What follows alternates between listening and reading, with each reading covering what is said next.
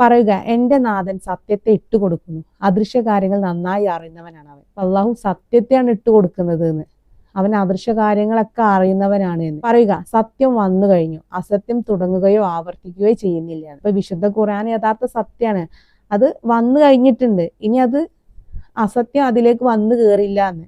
ആ ഒരു സത്യത്തെയാണ് നമ്മൾ ഇന്ന് മനസ്സിലാക്കിക്കൊണ്ടിരിക്കുന്ന പല കാര്യങ്ങളും. ഞാൻ വഴി തെറ്റിയാൽ ഞാൻ വഴി തെറ്റുന്നത് എനിക്കെതിരെ തന്നെയാണ്.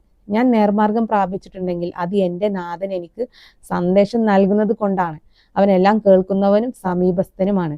എനിക്ക് സന്ദേശം നൽകുന്നത് കൊണ്ട് മാത്രമാണ് ഞാൻ സന്മാർഗത്തിലേക്ക് എത്തിയത് എന്ന്. നമ്മൾ ഇപ്പൊ ഈ ഒരു യഥാർത്ഥ സത്യങ്ങൾ നമുക്ക് മനസ്സിലാക്കാൻ കഴിയുന്നുണ്ടെങ്കിൽ അത് അള്ളാഹു നമുക്ക് നൽകിയ അനുഗ്രഹമാണ്, അള്ളാഹു നമുക്ക് നൽകിയ സന്ദേശമാണ്, മാർഗദർശനാണ്. അവനെല്ലാം കേൾക്കുന്നവനാണ്, സമീപസ്ഥനാണെന്ന്. അവൻ നമ്മൾ പറയുന്നത് കേൾക്കുന്നുണ്ട്, അറിയുന്നുണ്ട്, നമ്മളെ കൂടെ ഉണ്ട്. ഈ ഒരു സത്യം നമ്മളെ എല്ലാ മതഗ്രന്ഥങ്ങളിൽ നിന്ന് പറഞ്ഞ കാര്യമാണ്. സൃഷ്ടാവ് നമ്മളെ കൂടെ ഉണ്ട്, നമ്മളെ കണ്ടുകൊണ്ടിരിക്കുന്നുണ്ട്, അറിഞ്ഞുകൊണ്ടിരിക്കുന്നുണ്ട് എന്നുള്ള കാര്യങ്ങൾ. അപ്പൊ ഈ ഒരു അധ്യായത്തിൽ നിന്ന് നമ്മൾ മുഴുവനായിട്ട് എടുത്തിട്ടില്ല, പ്രധാനപ്പെട്ട കുറച്ച് ഭാഗങ്ങൾ മാത്രമാണ് എടുത്തത്. ഇതിൽ നിന്ന് നമ്മൾ മനസ്സിലാക്കുന്ന കാര്യം എന്താ വെച്ച് കഴിഞ്ഞാൽ, ഇപ്പൊ ഞാൻ ഈ നിങ്ങൾക്ക് പറഞ്ഞുകൊണ്ടിരിക്കുന്ന ഈ പല സത്യങ്ങളും വിശുദ്ധ ഖുർആനും യഥാർത്ഥ സത്യമാണ് എന്നുള്ളത് നിങ്ങൾ അറിവ് പഠിച്ചെങ്കിൽ നിങ്ങൾക്കത് മനസ്സിലാവും, നിങ്ങളത് അംഗീകരിക്കുകയും ചെയ്യും. ഇനി ഇതിനെ നിഷേധിക്കുന്ന ആളുകൾക്ക് അള്ളാഹു കഠിന ശിക്ഷ ഒരുക്കി വെച്ചിട്ടുണ്ട് എന്നുള്ളതും മനസ്സിലാക്കാം.